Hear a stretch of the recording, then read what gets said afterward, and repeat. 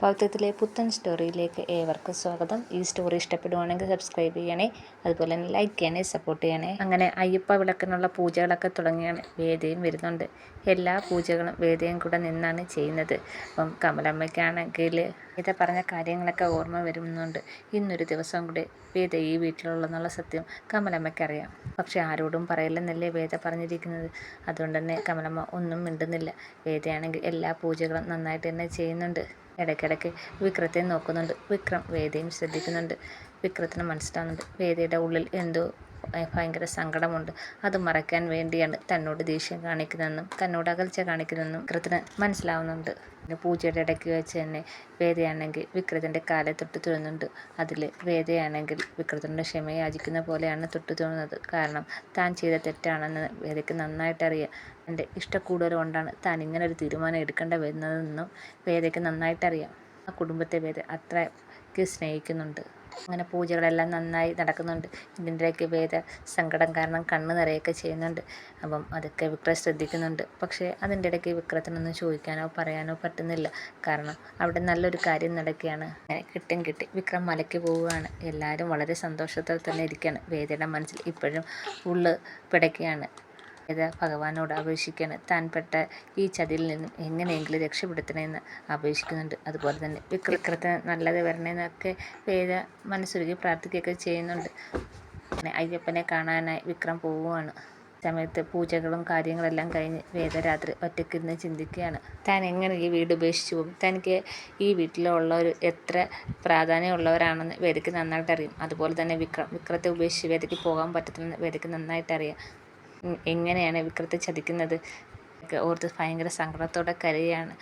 പക്ഷേ തനിക്ക് പോവാതിരിക്കാൻ പറ്റത്തില്ല. ശ്രീകാന്ത് എന്ത് ചെയ്യുമെന്ന് പറയാൻ പറ്റത്തില്ല. ശ്രീകാന്തിൻ്റെ തന്നെ സ്വഭാവം വേദ നേരിൽ കണ്ടതുകൊണ്ട് തന്നെ വേദയ്ക്കൊരു ചെറിയ പേടിയുണ്ട്. അതുപോലെ തന്നെ വിക്രം ഈ കാര്യങ്ങളൊക്കെ അറിഞ്ഞാൽ ശ്രീകാന്തിന് എന്ത് ചെയ്യുമെന്ന് വേദയ്ക്ക് പേടിയുണ്ട്.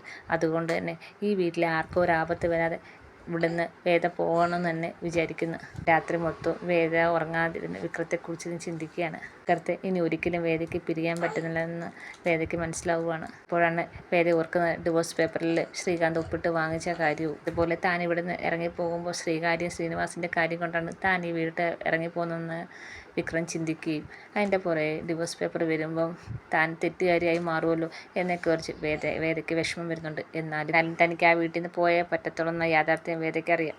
ഇതുപോലെ തന്നെ കമലമ്മയാണെങ്കിൽ ആകപ്പാടെ സങ്കടപ്പെട്ടിരിക്കുകയാണ്. സത്യങ്ങളെല്ലാം ഇപ്പം കമലമ്മയ്ക്ക് അറിയാം. അപ്പം മാഷിനോടും പറയാൻ വയ്യ. ഈ സുഖമില്ലാതിരിക്കുന്ന മാഷിനോട് എങ്ങനെയാണ് ഈ കാര്യങ്ങളൊക്കെ പറയുന്നത് ഓർത്ത് കമലമ്മയും ടെൻഷനോടെ ഇങ്ങനെ ഉറങ്ങാതിരിക്കുകയാണ്.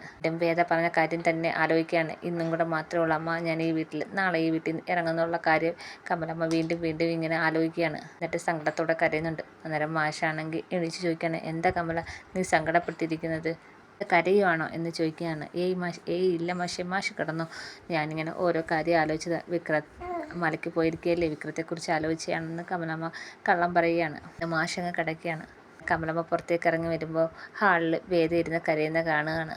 കമലമ്മ ചോദിക്കുന്നുണ്ട്, മോളെ ഞാൻ മോളടുത്ത് കാര്യം ചോദിച്ചപ്പോഴും മോള് പറഞ്ഞത് ശ്രീനിവാസിൻ്റെ കൂടെ വിക്രം നടക്കുന്നത് കൊണ്ട് ഇനി ഒരിക്കലും നന്നാവത്തില്ല, മോളുടെ പ്രതീക്ഷയെല്ലാം പോയെന്നാണ് മോൾ എന്നോട് പറഞ്ഞത്. പക്ഷെ ഞാനത് വിശ്വസിച്ചിട്ടില്ല.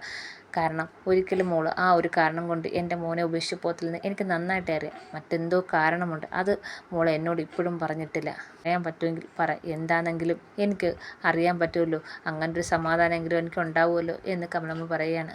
അപ്പം വേദ ഒന്നും മിണ്ടായിരുന്നിട്ട് പറയാണ്, അമ്മ എന്നോട് മറ്റൊന്നും ചോദിക്കില്ല, ഞാനൊന്നും പറയത്തുമില്ല. ഞാൻ ഈ കുടുംബത്തെയും ഈ വീട്ടിലുള്ളവരെയും ഒരുപാട് സ്നേഹിച്ചിരുന്നു. അതൊരിക്കലും കള്ളത്തരോ ചതിയോ ആയിരുന്നില്ല. ആർത്തായിട്ട് തന്നെയാണ് ഞാൻ സ്നേഹിച്ചിരുന്നത്. എന്നെങ്കിലും ഒരിക്കൽ എല്ലാവർക്കും മനസ്സിലാവും ഞാൻ ആത്മാർത്ഥമായിട്ട് തന്നെയാണ് എല്ലാവരെയും സ്നേഹിച്ചതെന്ന് വേദയാണെങ്കിൽ പൊട്ടിക്കരഞ്ഞുകൊണ്ട് കമലമ്മടുത്ത് പറയാണ്. മോക്ക് ഈ വീട്ടിൽ നിന്ന് പോയേ എന്നുള്ള തീരുമാനം ഉറച്ചതാണോ എന്ന് ചോദിക്കുകയാണ്. അപ്പം വേദ പറയാണ്, ആ തീരുമാനം എടുത്തേ പറ്റൂ അമ്മേ. അത് എടുക്കാതിരുന്നാൽ ശരിയാവത്തില്ല. അത് പല കുഴപ്പത്തിലേക്കും ചെന്നെത്തിക്കും. തിരിച്ചു വരുമ്പം ഞാൻ ഈ വീട്ടിൽ കാണത്തില്ല. കമലമ്മ പറയാണ്, നീ ഇല്ലാതെ ഇനി ജീവിക്കാൻ പറ്റുമെന്ന് എനിക്ക് തോന്നുന്നില്ല. നീ തിരിച്ചു പോയെന്നറിയുമ്പോൾ അവൻ എങ്ങനെ പ്രതികരിക്കുമെന്നോ എങ്ങനെ അത് താങ്ങാൻ പറ്റുമെന്ന് എനിക്കറിയത്തില്ല. വേദ ഒന്നും പറയാതെ കുനിഞ്ഞിരിക്കുകയാണ്. ഇവിടെ ഉള്ളവർ എല്ലാവരും എങ്ങനെ സഹിക്കും? മാഷ് എങ്ങനെ സഹിക്കും? തിരിച്ചു വരുമ്പോൾ അവൻ്റെ അടുത്ത് ഒരുപാട് കാര്യങ്ങൾ സംസാരിക്കാനുണ്ടെന്ന് മാഷ് പറഞ്ഞിരുന്നു. എല്ലാത്തിനും പുതിയ മാറ്റങ്ങൾ വേണമെന്നും മാഷ് പറഞ്ഞിരുന്നു. നിങ്ങൾ തമ്മിൽ നല്ലൊരു ജീവിതം ഉണ്ടാകുമെന്നുള്ള ഒരു പ്രതീക്ഷയിലായിരുന്നു ഞങ്ങൾ.